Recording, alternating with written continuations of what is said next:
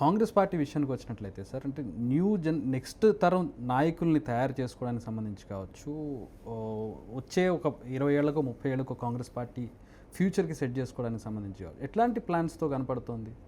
BJP అఖండ భారత్ అనో లేదంటే భారత్ మొత్తం బీజేపీ గవర్నమెంట్ రావాలనో ఒక ఎజెండాతో ముందుకు వెళ్తోంది. What is Congress agenda in future అంటే డెకేడ్స్? మీరు మా రాహుల్ గాంధీ గారి ఆలోచన కానీ మా మల్లికార్జున్ ఖర్గే గారి ఆలోచన చూస్తే సమాజంలో ఉన్న అన్ని వర్గాలకు న్యాయం జరగాలి అనే అంశం మీద వెళ్తా ఉన్నారు.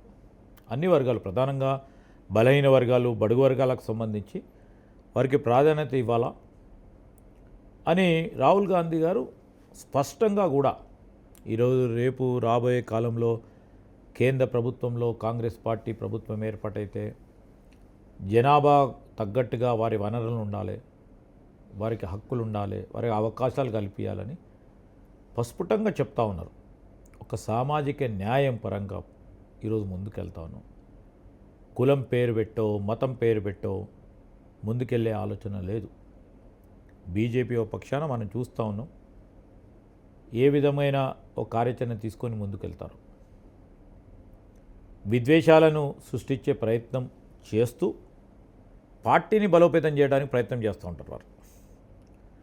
మేము ఆ విధంగా కాదు. ఈరోజు భారతదేశానికి సంబంధించిన ప్రతి ఒక్కరు కూడా మన పౌరులు. ఆ పౌరులకు ఓ బాధ్యతాయుతమైన సేవలు అందించాలి. ఆ క్రమంలో మన నాయకత్వం ముందుకు నడవాలని రాహుల్ గాంధీ గారి ఆలోచన. ఒక గొప్ప ప్రయత్నం. ఈరోజు ఎమోషనల్గా ఉంటారు ఎనీబడి. నేను ఒక రిలీజన్కి సంబంధించిన వారు, మీరు కూడా ఒక రిలీజన్కి సంబంధించిన వారు, ఇంకొకరు కాదు. రిలీజన్ గురించి ఎవరైనా మాట్లాడితే ఎమోషనల్ అయిపోతాం. ఎవరైనా రేషనల్గా ఆలోచన చేస్తూ ముందుకు పోవాల్సిన తరుణం ఇది. అదర్వైజ్ దేశం రాబోయే కాలంలో ప్రమాదంలో చిక్కుకుంటుంది అనే అభిప్రాయం ఉన్న పార్టీ కాంగ్రెస్ పార్టీ. మా నాయకుడు కూడా ఇటు రాహుల్ గాంధీ గారు, మల్లికార్జున్ ఖర్గే గారు అదే ఫిలాసఫీని, ఒక సెక్యులర్ విధానాన్ని మనం అలవర్చుకున్నాం, దాని పరంగానే ముందుకెళ్దాం అని ముందుకెళ్తా ఉన్నాం.